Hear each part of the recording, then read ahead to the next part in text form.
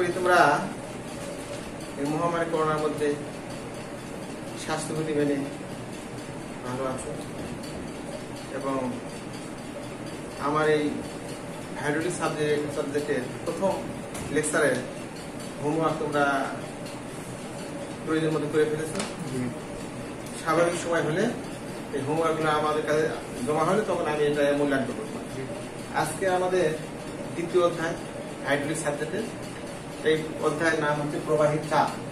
আমরা গত অধ্যায় বলেছিলাম যে প্রবাহী হচ্ছে যে সকল পদার্থ এক স্থান থেকে অন্য স্থানে প্রবাহিত হতে পারে। হ্যাঁ, যেমন পানি আছে, অয়েল আছে, বাতাস আছে, বাষ্প আছে। তো আমাদের এই সাবজেক্টের যেটা বিষয় মেনলি আমরা পানি নিয়ে আমরা লেখাপড়া করবো, তরল হিসাবে বা প্রবাহী হিসাবে পানি।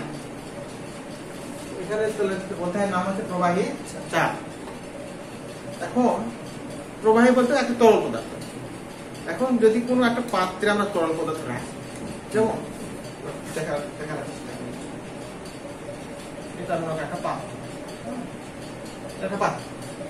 এখানে যদি আমি তরল রাখি এরকম সিম্বল থাকবে মানে বুঝবো এটা তরল পদার্থ, এবং তরল এই সিম্বল দ্বারা বোঝা যাবে তরল।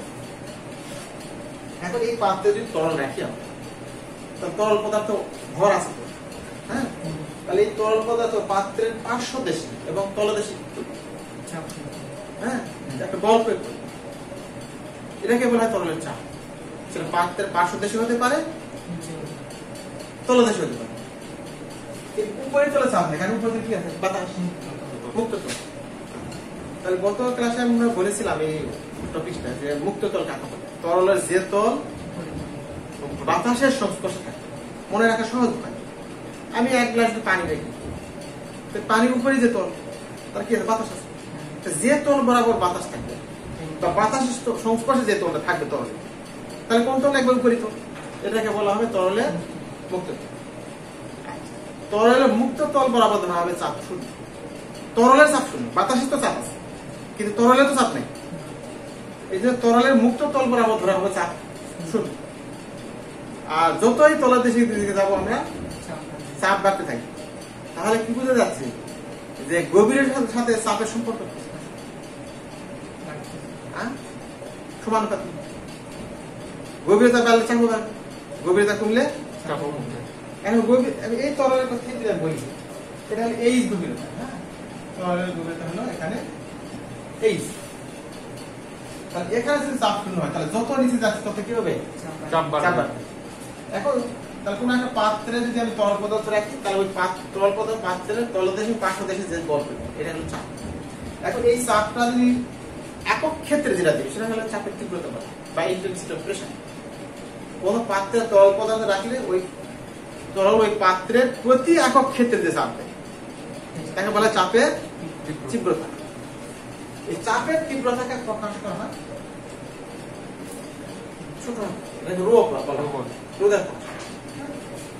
এটা সমান সমান যে তরল আছে, এটা তরল হিসাবে যদি পানি থাকে, হ্যাঁ, তাহলে পানির একক পর্যন্ত সিম্বলিক দ্বারা প্রকাশ করি ওমেগা। তাহলে যত নিচে যাবো তাদের তীব্রতা ওমেগা। তীব্রতা হলো কিনা সেটা বুঝবো কিনা, একক আবার জানতে হবে। এখন ধরে না এমকেএস পদ্ধতি আছে, তাহলে এমকেএস পদ্ধতিতে পানির একক ওজন কত? গত ক্লাসে তোমাদের বলেছি, একগুলো আমাদের খুবই জরুরি জানার জন্য। বিভিন্ন পদ্ধতি সিজিএস, এফপিএস, এফকেএস, এসআই। পানির একক ওজন হলো ধরে নিলাম, তাহলে এটা এইচ ধরা 2 মিটার পানি। তাহলে আমরা যদি একবার একটা অঙ্ক করে ফেলতে পারি কিভাবে দেখো, আমরা এই পানির ক্ষেত্রে কিন্তু ওজন কখন বলা হবে না, কারণ পানিটা ফিক্সড হবে। কিন্তু অন্য কোনো হাইড্রোলিক পদার্থ পাওয়া যদি থাকে তাহলে তার ক্ষেত্রে আমরা বলে দিতে হবে, অথবা তার আপেক্ষিক গুরুত্ব জানতে হবে, নাহলে কিন্তু আমি বের করতে পারবো না তার ঘনত্ব বা আপেক্ষিক ওজন কত। তাহলে এই পানির ক্ষেত্রে আমরা যে অটোমেটিক আমরা জানি যে 1000 একক হলো, আমি এককটা লিখে তোমাদের বুঝাইছি, KG per metre dot H এর মান মিটার। তাহলে আমি যদি এটাকে কেটে দিই কি থাকে? Metre square. এটার মান হলো 2 মিটার, তাহলে মিটার স্কয়ার। তাহলে কি হবে? 2000 কেজি পার মিটার। এই একক ক্ষেত্রে চাপ আসবে তাহলে এসে চাপের তীব্রতা। তাহলে দেখো আমরা একটা ছোট্ট উদাহরণের সাথে আমরা কিন্তু দেখাই দিলাম যে চাপের তীব্রতার এখন যদি এনকেএস হয়, কেস বাই কেস, যদি সিজিএস হয়, তাহলে কিন্তু আবার সাধারণত এখানে প্রকাশ করা হয়। গতদিন তোমাদের দেখাইছি আমি যে ওমেগা এটা হয় H2O কার ক্ষেত্রে, কারেন্টের। আমি আবার তোমাদের একটু দেখাচ্ছি, তাহলে যে 1000 কেজি পার মিটার কিউব অথবা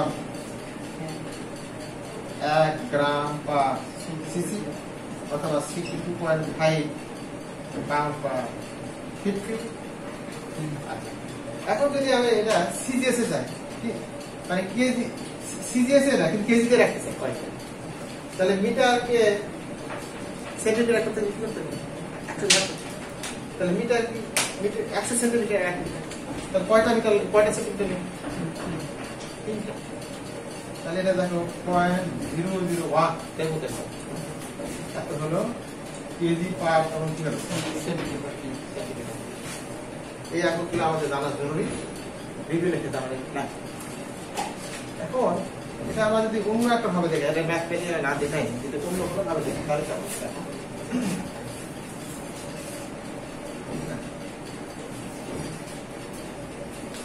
এই পাত্রটা মনে করে দিলে এরকম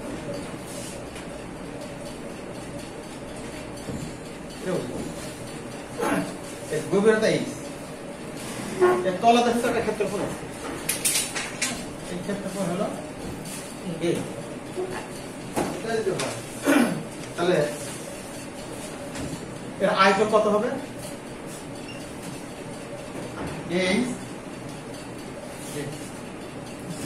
এই আয়তন বলতে কিন্তু পাত্রের আয়তন না, তরলের আয়তন। কারণ তরল পুরো থাকে ফুল পাত্রের হবে, এখন তরল আছে এই সূত্রটা, এই সূত্রটা এখানে যদি আমি এই আয়তনের কি আছে এখানে পানি আছে, পানির একক পর্যন্ত যদি ওমেগা, তাহলে কি করবো ওমেগা দ্বারা কি করবো আমি যখন গুণ করবো তখন তার ভলিউম থাকবে, তখন মোট ভর হয়। দেখেন এখন আমরা দেখো এটা হলো মোট বল, এখানে চাপ প্রয়োগ করছি, এটা হলো মোট বল প্রয়োগ করছি। তাহলে আমি যদি একক ক্ষেত্রে চাই তাহলে মোট এরিয়াতে ভাগ করতে হবে, তাহলে মোট এরিয়া যদি ভাগ করি A into H into omega, মোট এরিয়া যদি ভাগ করে তাহলে কি ওমেগা এই যেটা আমরা কিছুক্ষণ আগে দেখলাম, কিন্তু তার চাপের তীব্রতা কি ওমেগা। এখন এই চাপ কোথাকার, কোনো একটা পাত্রের যে তলদেশে চাপের তীব্রতা সেটা কি ওমেগা H, এবং একক ক্ষেত্রে। এখন আমরা যদি পাত্রের তলদেশে চাপের তীব্রতা না হয়, যদি পার্শ্বদেশে চাপের তীব্রতা চাই, কেমন করে দেখো আমি যখন তলদেশে চাপের তীব্রতা বের করবো, দেখো সব জায়গায় দেখো তরলের উচ্চতা বা পানিতে দেখি সমান, তীব্রতা একই সমান হবে। কিন্তু যখন আমি পার্শ্বদেশে চাপের তীব্রতা, এই পার্শ্বদেশে এই লেভেলে কি আছে মুক্ত তল, তাহলে আমরা তো জানি মুক্ত তলের তলের চাপের তীব্রতা কি শূন্য, চাপ শূন্য মানে তীব্রতা শূন্য, কিন্তু যতই নিচে যাবো তত কি হবে বাড়বে, চাপের তীব্রতা বাড়বে। তাহলে উপরে চাপ হলে জিরো আর নিচে কি সর্বাধিক।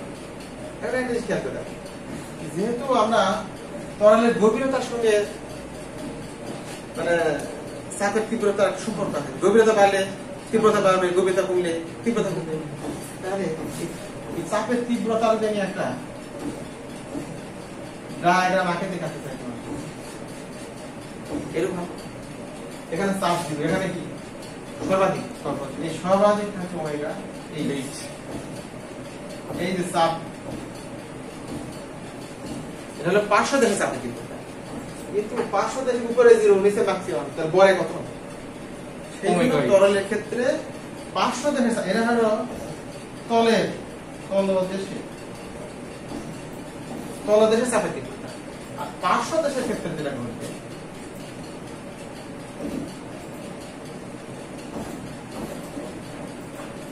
Zero plus omega H divided two, তাহলে আমাদের সূত্র কিন্তু ফিক্সড হয়ে যাবে, তাই কি না? যে কোনো যে জরুরি হবে না, যে তরল হবে তার আপনি উল্টো বলবেন, যে হাইট তার হাইট বলবেন, তাই তো পানির ক্ষেত্রে আমি জানি পূর্ণ তরলের ক্ষেত্রে তো অবশ্যই তার আপেক্ষিক গুরুত্ব জানা থাকবে, সেখান থেকে আমরা বেঁধে নিতে পারবো। তাহলে এইটুকু সূত্র ঠিক হয়ে গেল যে পাত্রের তলদেশের চাপের তীব্রতা মেগাইজ আর পার্শ্বদেশের চাপের তীব্রতা পরবর্তী। ঠিক আমরা এটা দেখব এখন। তাহলে তোমরা একটু বুঝতে পারছো তো?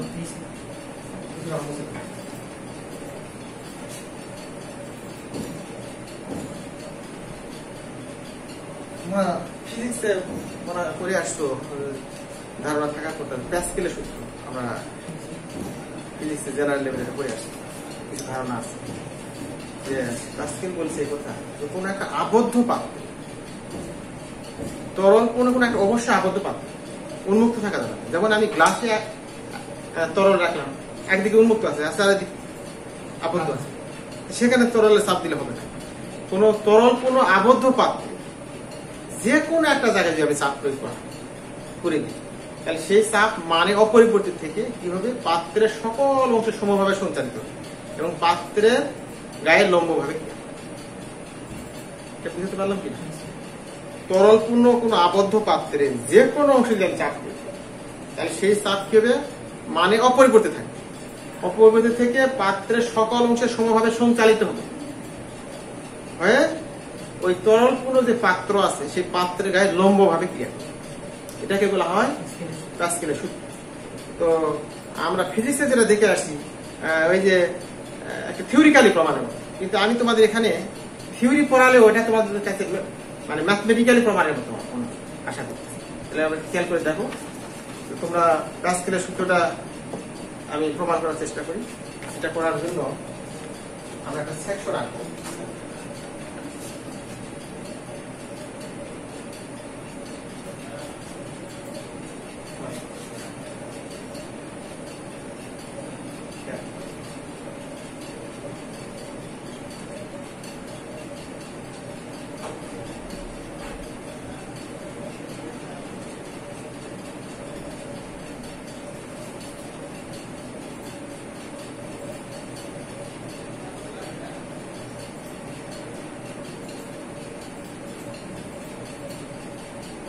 এরকম একটা সেকশন ত্রিভুজের সেকশন খেয়াল করে দেখো, এই যে আর চিহ্ন করে দেখানো হচ্ছে এখানে তরলের চাপ বোঝানো হচ্ছে, সকল দিক দিয়ে সমভাবে সঞ্চালিত। দেখো এই তলের সঙ্গে কি লম্ব হবে, এটার সঙ্গে লম্ব হবে, এই ঘেলানো তলের সঙ্গে লম্ব হবে।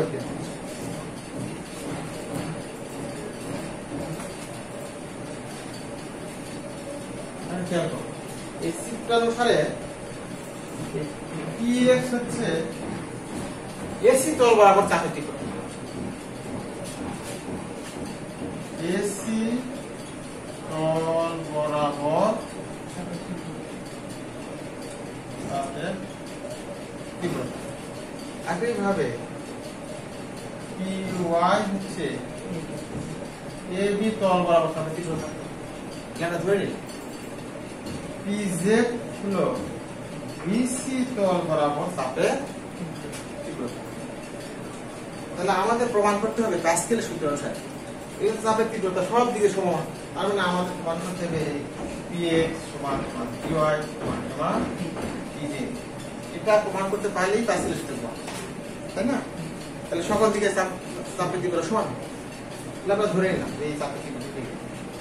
আর এই তীব্রতা যে সেকশনে যে ভূমির কোণটা আছে থিটা, আমরা আলফা বিটা যে কোনো ধরতে পারি। এখন কি আছে আমাদের এটা প্রমাণ করতে হবে।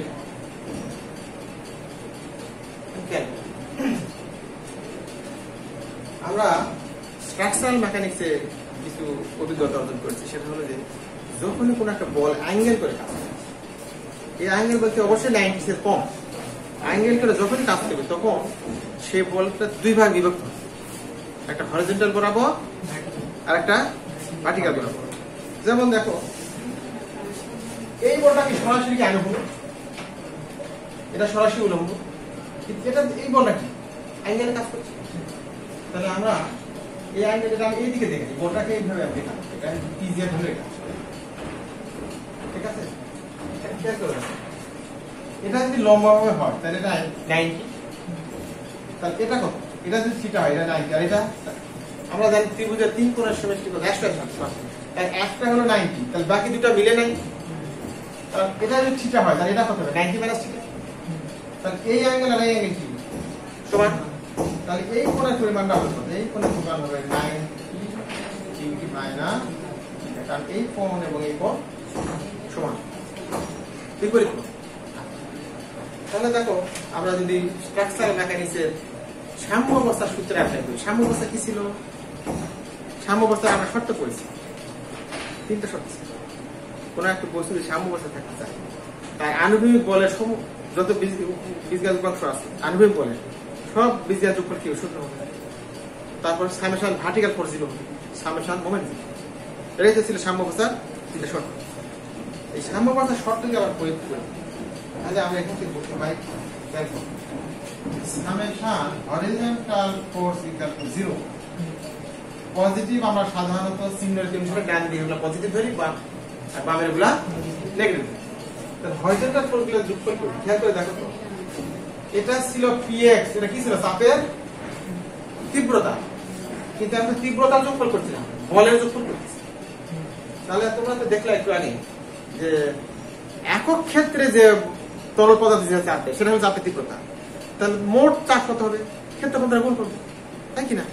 তাহলে আমরা খেয়াল করব, তাহলে এটা হরিজন্টাল বল px, এখানে যদি আমি এসি তল মানে এসি তলের ক্ষেত্রফল এসি, তাহলে কি হবে মোট বল হবে চাপের তীব্রতাকে ক্ষেত্রফল দ্বারা গুণ করলে এসি তলের যে ক্ষেত্রফল তার নাম আমি এসি, এই তলের ক্ষেত্রফল এসি।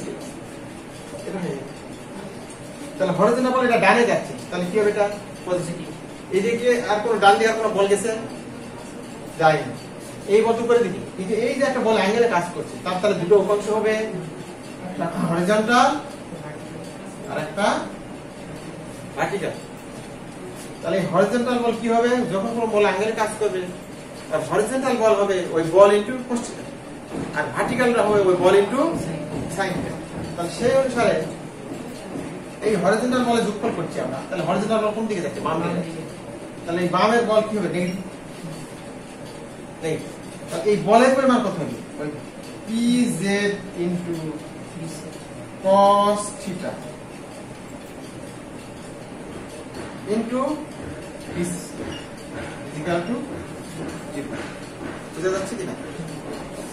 এখন দেখো আমরা এই ত্রিভুজ থেকে আর কি লিখতে পারি, এই ত্রিভুজটা, হ্যাঁ সেখানে আমরা লিখতে পারি এই cos থিটা সমান আমরা কি জানি,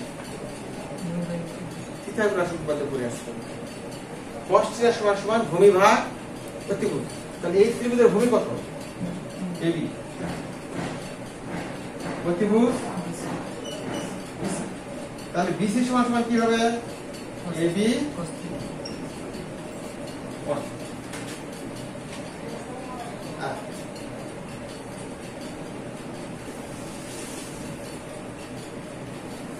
এটা হচ্ছে মূল ফর্মুলা। তার আগে একটা জিনিস দেখো, px into s minus pz, আমরা ত্রিকোণমিতিক ওখান থেকে আলাদা যেতে পারি ত্রিকোণমিতিক সূত্র অনুসারে cos 90 মাইনাস থিটা হয়, তাহলে সেখানে আমরা কি লিখতে পারি sin থিটা, cos পরিবর্তনে কি হয় কোয়াড্রেন্ট চেঞ্জ ইনটু কি হয় bc।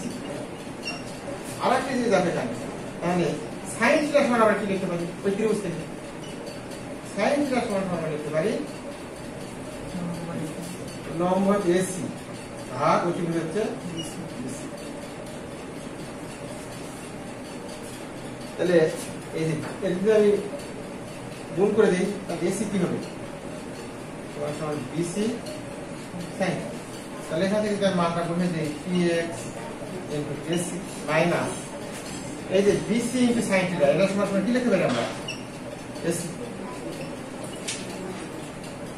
এই যে এখান থেকে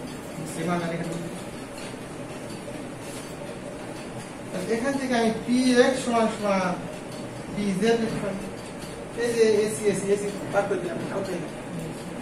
তাহলে অনুরূপ ভাবে আমি যদি সামেশন ভার্টিক্যাল ফোর্স করি তাহলে কি দাঁড়াবে, এটা বুঝতে পারছেন তো? সামেশন আমি ভার্টিক্যাল ফোর্স করি তাহলে পজিটিভ আমরা সাধারণত চিহ্ন রীতি অনুসারে আপওয়ার্ড বললে পজিটিভ, ডাউনওয়ার্ড গুলোকে, তার মানে একদিকে পজিটিভ ধরলে অপোজিটটা অবশ্যই নেগেটিভ ধরে নিতে হবে, ঠিক আছে? তাহলে px সমান সমান pz কিন্তু আর পেয়ে গেলাম। এখন দেখো ভার্টিক্যাল ফোর্স করলে উলম্ব বরাবর কি বলা আছে, py, কোন তল বরাবর কাজ করছে, এবি তল বরাবর, তাহলে এবি তলকে এবি দ্বারা গুণ করলাম, এটা যেহেতু ভার্টিক্যাল কোণ এর পজিটিভ। এখন আবার দেখো এই যে এই বলের উপাংশ কোন দিকে, নিচের দিকে, এই নিচের বলের মান দেখো মাইনাস pz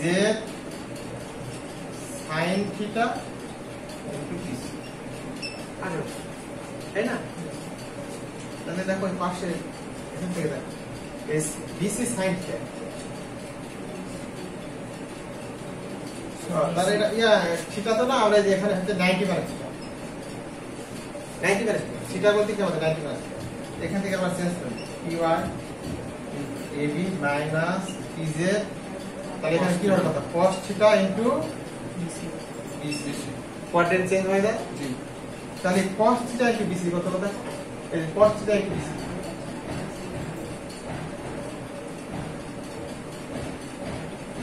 এটা হয়ে গেছে, তাহলে হলো ab সমান bc cos, তাহলে এটা সমান আমরা লিখতে পারি py into ab minus pz into 0, অর্থাৎ py সমান সমান কি লেখা যায়, pz। আর একটু আগে আমরা কি পেয়েছিলাম, px equal to pz, px সমান সমান pz, তাহলে অতএব আমরা এরপর লিখতে পারি কি px সমান সমান py সমান সমান pz।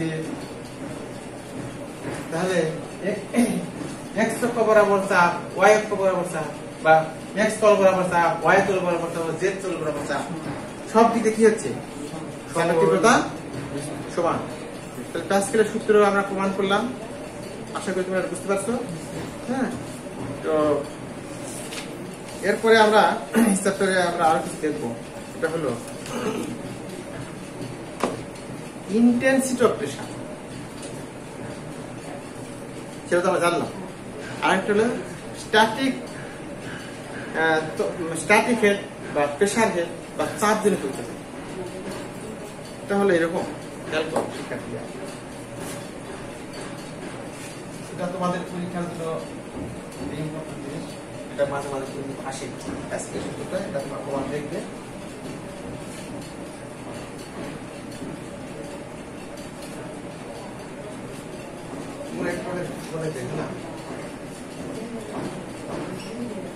এটা একটা পাত্র, প্রেসার হেড বা স্ট্যাটিক একই জিনিস, প্রেসার হেডের যে জিনিস স্ট্যাটিক হেডের সেই, আবার বাংলায় যদি বলি চাপ জনিত উচ্চতা একই কথা। আমরা বুঝে একটু মনে রাখার চেষ্টা করি, তাহলে সহজে আমরা এটা মনে রাখতে পারি। তাহলে এরকম দেখো, এটা হলো তরলের উচ্চতা, চাপ জনিত উচ্চতা বা প্রেসার হেড বা স্ট্যাটিক হলো এইরকম। তরলের অভ্যন্তরস্থ যে কোনো বিন্দু, আমি সেটা তলা দেখে ধরতে পারি, ভিতরে যে কোনো বিন্দু, যা কথা আমি ধরে গেলে একটা বিন্দু, তরলের অভ্যন্তরস্থ যে কোনো বিন্দু উহার মুক্ত তল পর্যন্ত খাড়া উচ্চতা বা গভীরতাকে বলা হয় প্রেসার হেড বা স্ট্যাটিক বা চাপ হেড। তাহলে আমি যদি এখান থেকে ধরি তাহলে এই উচ্চতা, যদি এখান থেকে ধরি তাহলে এই উচ্চতা, তরলের ভিতরের যে কোনো বিন্দু থেকে ওর মুক্ততল কোনটা, যেহেতু বাতাস সংকোচ আছে, এই পর্যন্ত যে খাড়া উচ্চতা বা গভীরতা যে আমি অভিহিত করি না, এই উচ্চতা বা গভীরতাকে বলা হবে প্রেসার হেড বা স্ট্যাটিক হেড বা চাপজনিত উচ্চতা। আর মুক্ততল এটা তো আমরা আগে বলেছি। এরপর আছে পরম চাপা, গ্যাস চাপা, বায়ুমণ্ডলের চাপা। তোমরা জানো বাতাসের চাপ, কিন্তু তরলের ক্ষেত্রে মুক্ততলে বাতাসের চাপকে আমরা জিরো ধরেছি। তরলের ক্ষেত্রে জিরো, বাতাসের চাপ আছে কিন্তু বাতাস ছাড়া, বাতাসের প্রবাহী, কিন্তু এটাকে আমরা পানির সঙ্গে এক করবো না, ঠিক আছে? আচ্ছা, গ্যাস চাপ, পরম চাপ এবং বায়ু চাপ, এই সংজ্ঞাগুলো আমাদের জানা দরকার, এবং এর মধ্যে একটা রিলেশন আছে, অনেক সময় রেখাচিত্রের মাধ্যমে দেখা হয়, পরীক্ষার মাঝে মাঝে আসে, এটা আমাদের ভালোভাবে করতে। গ্যাস চাপ হলো আমরা কোনো একটা স্থানে যদি চাপ পরিমাপ করতে চাই কি দিয়ে পরিমাপ করি? নিশ্চয়ই কোনো পরিমাপক যন্ত্র লাগে, মাপক কিভাবে? হাত দিতে মাত্র।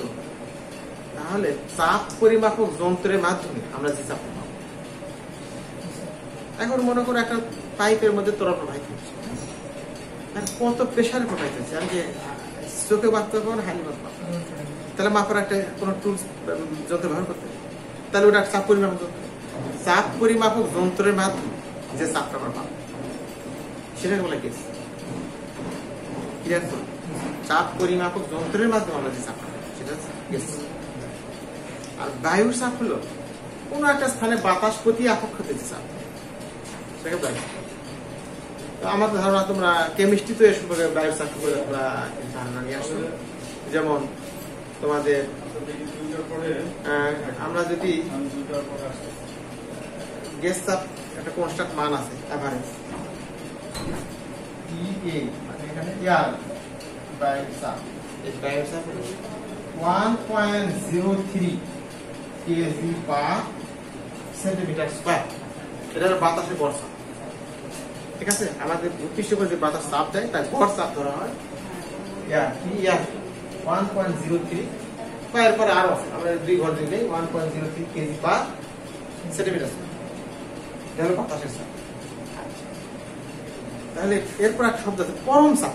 পরম চাপ হলো কোন একটা স্থানের গ্যাস চাপ এবং বায়ুমণ্ডলের চাপের যে বীজগণিত যোগ, এটাকে বলা হবে পরম চাপ। তাহলে একটু আগে বললাম গ্যাস চাপ, যে চাপ পরিমাপক যন্ত্রের মাধ্যমে যে চাপটা আমরা পাবো এটাকে বললাম গ্যাস চাপ। আর বাতাস বা বায়ুমণ্ডল ভূপৃষ্ঠের প্রতি একক ক্ষেত্রে যে চাপ দেয় তাকে বলা হয় বায়ু চাপ। এই চাপের পরিমাপ হচ্ছে 1.03 কেজি পার সেন্টিমিটার স্কয়ার। এই গ্যাস চাপ এবং বায়ুমণ্ডলের চাপের বীজগাণিতিক যোগফলকে বলা হবে পরম চাপ। তাহলে বীজগাণিত কেন বললাম? ডাইরেক্ট যোগফল বললেও তো। এরপর আরেকটা আছে ভ্যাকুয়াম চাপ বা ঋণাত্মক চাপ বলা হয়। হ্যাঁ, কোন স্থানে যদি গ্যাস চাপ বায়ুমণ্ডলের চাপ পেয়েছে কম, গ্যাস চাপটা বায়ুর চাপের চেয়ে কম, এই তখন এটাকে বলা হয় ভ্যাকুয়াম চাপ বা এটাকে ঋণাত্মক চাপও বলা হয়। তো এটার একটা রেখাচিত্রের মাধ্যমে তোমাদের বইয়ে দেওয়া আছে, আশা করি তোমরা দেখে রাখবে। মানে আমি যে সংজ্ঞাগুলো বললাম এটা রেখাচিত্রের মাধ্যমে প্রকাশ করা আছে। হ্যাঁ, আমাদের সময় স্বল্পতার কারণে এটা বোর্ডে না দেখালাম। তাহলে ওই সংজ্ঞা যদি 3টা জানো, ওই সংজ্ঞা 3টা দেখবা, ওই 3টা সংজ্ঞার মধ্যে একটা রিলেশন করেছি। এটা একটা রেখাচিত্রের মধ্যে প্রকাশ করা, এটা মাঝে মাঝে পরীক্ষা আসে, এটা ইম্পর্টেন্ট, তোমরা এটা দেখে রাখবে। তাহলে এরপরে আমরা আরেকটা টপিকে যেতে চাই, সেটা হলো হাইড্রোলিক প্রেস। অনেক সময় আসে হাইড্রোলিক প্রেস কি, এর মূলনীতি বা কার্যক্রমের বর্ণনা, ছোট্ট একটা প্রমাণ এবং সাধারণত সংক্ষিপ্ত আসে, যে আমরা একটু সেই দিকে আনবো।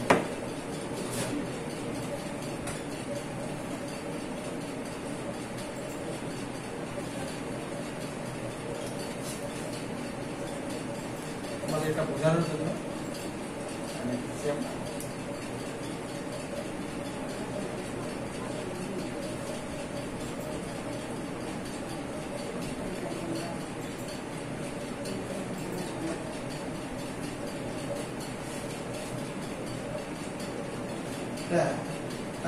সূত্রের কথা এটা একটা বরাবর আবদ্ধ পাবে।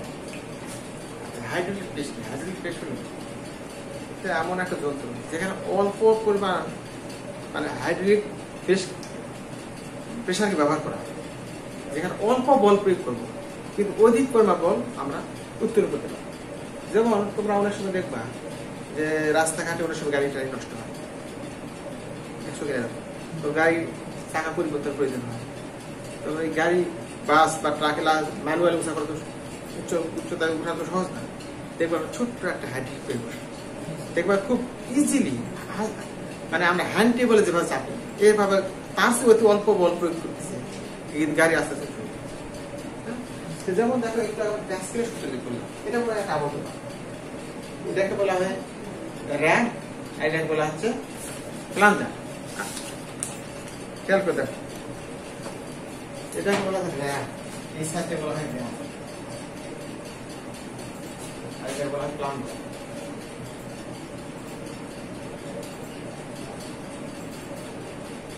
এটা ড্যাসকের সূত্র অনুসারে দেখো এটা তো একটা আবদ্ধ পাত্র। আমি যদি এখানে বল প্রয়োগ করি, কিছুক্ষণ আগে আমাদের প্রমাণ দেখি, তার বাস্তব প্রয়োগটা দেখেছি, তাহলে আমরা দেখলাম চাপের তীব্রতা পাত্রের সকল অংশে কি হবে, সমভাবে সঞ্চালিত হবে। তাহলে এখানকার চাপের তীব্রতা আর এখানকার চাপের তীব্রতা কি হবে, একই হবে কি? আচ্ছা, যদি একই হয়, এখন খেয়াল করে দেখো, প্লাঞ্জারে প্রযুক্ত এই বল যদি হয় পি, এরিয়া তো ছোট, ফিজিক্যালি দেখো এরিয়া হলো বড়, এর একক ক্ষেত্রফল আছে, এই বলিত বল কি, আর প্লাঞ্জারের ক্ষেত্রফল হচ্ছে ছোট। আর এখানে যদি বল প্রয়োগ করি তাহলে কি হবে, এই র্যাম উপরে উঠবে, তাহলে উপরে উঠলে এখানে যে ওজন উঠবে এটা ধরে না ডবল ওজন একটা বস্তু উপরে উঠে যাবে, এর ক্ষেত্রফল আছে, এর আকার বড়, এটাকে আমরা সহজে বোঝানোর জন্য আমি বড় দিই। হ্যাঁ, চিত্র আসলে একটা হাইড্রোলিক টেস্ট, এর মূলটি এইটুকু যে আমি যদি প্লাঞ্জারের প্রতি অল্প বল প্রয়োগ করি বা যেই বলই প্রয়োগ করি, সেই চাপের তীব্রতা পাত্রের সকল সময় সঞ্চালিত হবে, তাই না? তাহলে প্লাঞ্জারের উপর প্রযুক্ত বল যদি পি হয়, প্লাঞ্জারের ক্ষেত্রফলে র্যাম কর্তৃক উত্তোলিত ওজন ডব্লিউ আর র্যামের ক্ষেত্রফল হচ্ছে এল। তাহলে এর চাপের তীব্রতা, এর চাপের তীব্রতা স্কেল কিসের সূত্র আছে, টাস্কেল সূত্র আছে। তাহলে শর্ত মতে আমরা এনে লিখতে পারি, তোমার বইয়ের ডিটেইলস দেখো, আমি সংক্ষিপ্ত বলে যাচ্ছি যে তাহলে এই প্লাঞ্জারের প্রযুক্ত প্লাঞ্জারের চাপের তীব্রতা কি হবে, ই ভাগ এ। আবার এই র্যাম করতে ওজন উত্তোলিত সেটা ক্ষেত্রে চাপ আছে, সেটা হলো কি ডব্লিউ ভাগ এ। চাপের তীব্রতা যদি একই সমান হয় তাহলে যেটা সমান করা যায়, মানে আমি ডিটেইলস না বলে এই সংক্ষেপে তোমাদের দেখার চেষ্টা করছি যে এই প্লাঞ্জারের চাপের তীব্রতাও যা, এর চাপের তীব্রতা যায়, কারণ টাস্কেল সূত্র অনুসারে চাপ সকল দিয়ে সমান সঞ্চালিত। এখন এখানে কত বল উঠবে তার এরিয়ার উপর নির্ভর করবে, তাই না? তাহলে এই চাপের তীব্রতা কি হবে, সমান। তাহলে এই সূত্র দিয়ে আমরা কি মানে একটা হাইড্রোলিক প্রেসার যদি কোনো উপায় আসে, তাহলে পি ভাগে ডব্লিউ ভাগে পি কি ভাবে প্লাঞ্জারের প্রযুক্ত বল, প্লাঞ্জারের ক্ষেত্রফল, ডব্লিউ হচ্ছে র্যাম কর্তৃক উত্তোলিত ওজন আর এ হচ্ছে র্যামের ক্ষেত্রফল। এখন এই কাজটা আমি কি ম্যানুয়ালিও করতে পারি, কি বলবো, এই যে যেমন তোমরা অনেক সময় দেখবো হাত দিয়ে এবং চাপাতে উঠাচ্ছে, আরো বিগ প্রসার ক্ষেত্রে যাচ্ছে দেখো বড় আকারে, আমি ওটা কোন একটা এখানে মোটরও লাগাতে পারি, আরো বড় কিছু উঠানো যাবে। আমি কাজ ম্যানুয়ালি করবো না মেশিনে করবো, তারপর নির্ভর করবো।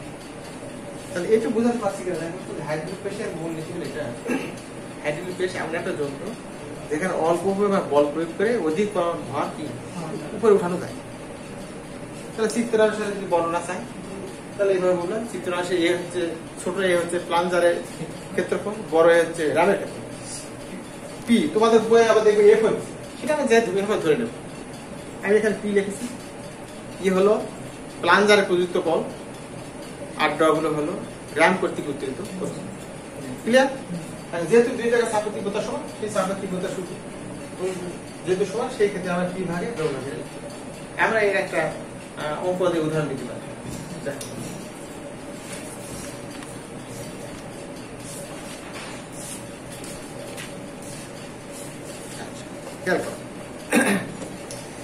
একটি হাইড্রোলিক প্রেসের র্যাম ও প্লাঞ্জারের ব্যাস 40 সেন্টিমিটার 10 ইঞ্চি।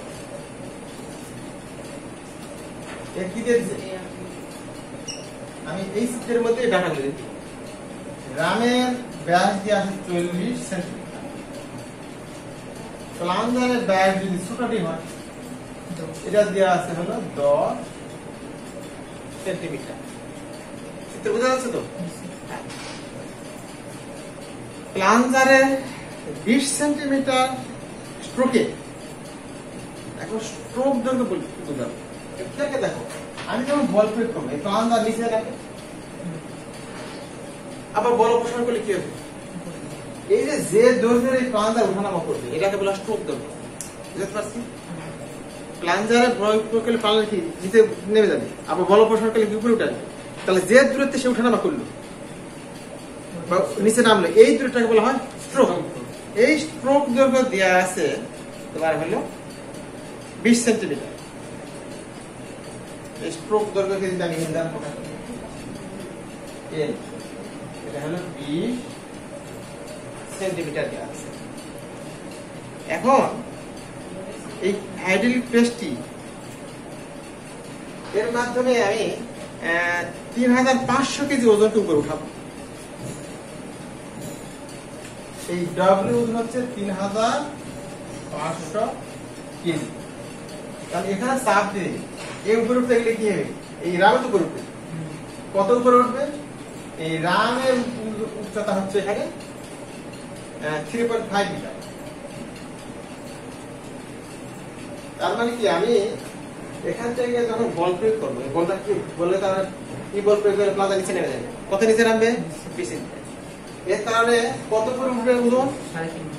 3.5 মিটার উপরে উঠবে। কত কেজি ওজন? 3500 কেজি উপরে উঠবে। এখন এই কাজটা করতে বলছে যদি 25 মিনিট লাগে, বলছে 25 মিনিট লাগবে এই কাজটা করতে, তাহলে এই প্লাঞ্জারের বলের পরিমাণটা কত বল প্রয়োগ করবে। এবং এই যে বল প্রয়োগ করবো, এই বল প্রয়োগ করার ক্ষেত্রে আমি যদি কোনো একটা মোটর লাগাই, তাহলে মোটরের ক্ষমতা কি দ্বারা প্রকাশ করা হয় আমরা জানি? অশ্ব ক্ষমতা, হর্স পাওয়ার। তাহলে কত অশ্ব ক্ষমতার দরকার হবে? এই হর্স পাওয়ারটা কত? অঙ্ক ছোট, ডাটা বেশি। এখন খেয়াল করে দেখো, তাহলে আমরা জানি কি জানি? এই যে সূত্রটা আমরা জানি, পি ভাগে ডব্লিউ ভাগ। তাহলে খেয়াল করে দেখো এই বাটাগুলো আমরা দেখে বসাই দিই কি দ্বারা। পির মান আমি চাচ্ছি, এটা অজানা, এটা খেয়াল করে। এ হচ্ছে কি? ক্ষেত্রফল। 2 এই ক্ষেত্রফল। এখন খেয়াল করে দেখো, পাই বাই 4 ছোট এর মান কত? 10। এটা হচ্ছে তো ইজিক্যাল ডব্লিউ মান 3500 ডিভাইড বাই এটার মান পাই বাই 4। এখন একটা জিনিস খেয়াল করে দেখো, এই মানগুলো কিসে আছে? কেজি। এখানে তো আর এটা কি সেন্টিমিটার আছে? আমি চাইলে এটাকে মিটার করতে পারি, এটাকে মিটার করতে পারি। তুমি একটা জিনিস খেয়াল করে দেখো, এই ব্যাস এই 500 সেন্টিমিটার, ওই 500 সেন্টিমিটার আছে। তাহলে এটা আমি মিটার করলেও কাটা যাবে, একক থাকবে না, সেন্টিমিটার করলেও থাকবে না, মিলিমিটার করলেও থাকবে না, ফিট করে থাকবে না। এই জন্য আমি এটাকে মিটার করে বসালেও হবে, এটাকে সেন্টিমিটার বসালেও হবে। এখান থেকে যদি আমি মান বের করতে চাই, তাহলে পির মান এইরকম মোটামুটি আসে 258.75 ডিসি। ঠিক আছে? তাহলে এটা একটা কিসের মান হলো? এটা হলো প্লাঞ্জারের প্রযুক্ত বল। তাহলে কি দেখতে পাচ্ছি 258.75 না 219 এই কোন বলটা প্রয়োগ করি, মাত্র 208 কেজি বল প্রয়োগ করি, 3500 কেজি বল উপরে উঠে যাবে। কত উপরে উঠে যাবে? 3.5 মিটার উপরে উঠে যাবে। এখন বলতে এই যে বল প্রয়োগ করি, এটা যদি আমি ম্যানুয়ালি না করি, যদি আমি কোনো মোটর বসাই, তাহলে কত হর্স পাওয়ার করে দেব। ঠিক আছে? তাহলে আমরা সেই দিকে এটা বুঝতে পারি।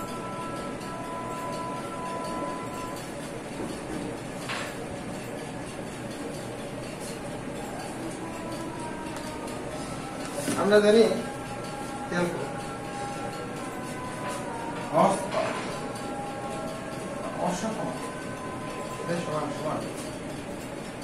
আমার কোথাও এর ভিতর কি কাজ,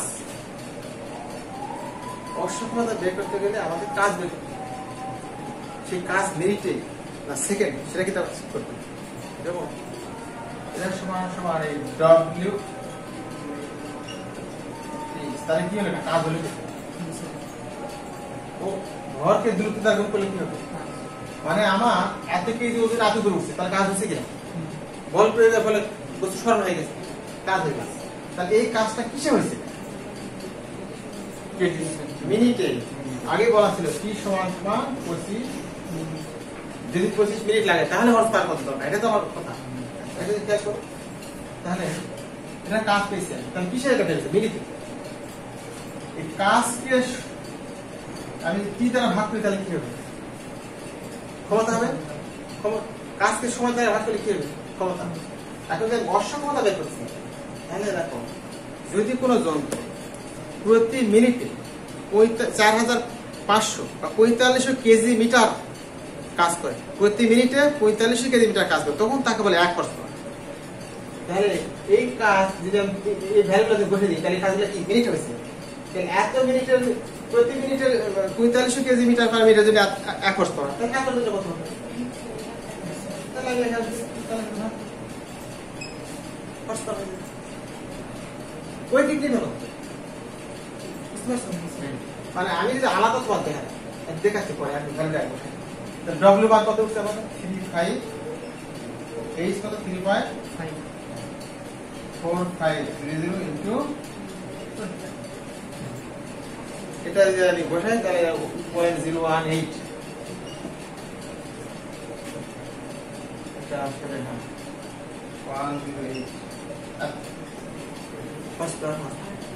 এখন তুমি ভাবো যে আমি কার গাড়ি কিনে ভাবতে বলে এই যে মুখস্থ ব্যাপার না, এটা খেয়াল করে ওই পিক কিনে দেখা মনে করেছে কি করেছে এরকম দেখো 1 হর্স পাওয়ার তোমার কত 4500 কেজি মিটার পার মিনিট।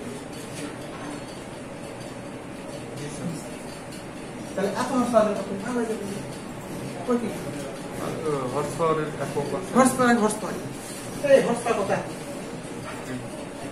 ঠিক আছে। এই হর্স পাওয়ার লেখছিলেন হর্স পাওয়ার কত বাংলায় দেখেছি মাত্র 800। তাহলে শিক্ষার্থীরা তোমরা আবার মনে হয় দ্বিতীয় অধ্যায়ে আমরা গুরুত্বপূর্ণ কিছু টপিক আলোচনা করলাম। তোমাদের এই আলোচনার মাধ্যমে আশা করি তোমাদের কিছু জ্ঞান বৃদ্ধি পাবে এবং তোমরা বাস্তব এই অঙ্কের সলিউশনগুলো প্রথম অধ্যায়ে যেভাবে বলেছি আমি যে তোমরা এই সাবজেক্ট একটা খাতা করে তোমার হোমওয়ার্কগুলো করতে থাকি এবং একইভাবে দ্বিতীয় অধ্যায়েও তোমরা এই ম্যাথমেটিক্স সলিউশনগুলো এবং আমি যে টপিকগুলো পড়ালাম বিশেষ করে আমি তাহলে আরো একবার একটু রিভিউ করে দিই আজকের আলোচনাগুলো। যেমন আমরা কি বলে আলোচনা করলাম, আজকে করেছি আমরা চাপের তীব্রতা কি, তারপর আমরা করলাম কোন পাত্রের তলদেশের চাপের তীব্রতা কত, পার্শ্ব দেশের চাপের তীব্রতা কত, তার সাথে সাথে আমরা করেছি প্যাসকেলের সূত্র প্রমাণ। প্যাসকেলের সূত্রের একটা বাস্তব প্রয়োগ দেখানো হয়েছে হাইড্রোলিক প্রেস, তার মূলনীতি সম্পর্কে আমরা আলোচনা করেছি, তার কিছু অঙ্ক সলিউশন করেছি। তোমাদের চাপের তীব্রতা আরো অঙ্ক বইয়ে আছে, বিভিন্ন বইয়ে আছে, তোমাদের দেখবা, এখান থেকে তোমরা সলিউশন করবে এবং তোমরা স্বাস্থ্যবিধি মেনে থাকবে, সবাই সুস্থ থাকবে, ভালো থাকবে এই আশা ব্যক্ত করে আজকের ক্লাস এখানে সমাপ্ত। খোদা হাফেজ।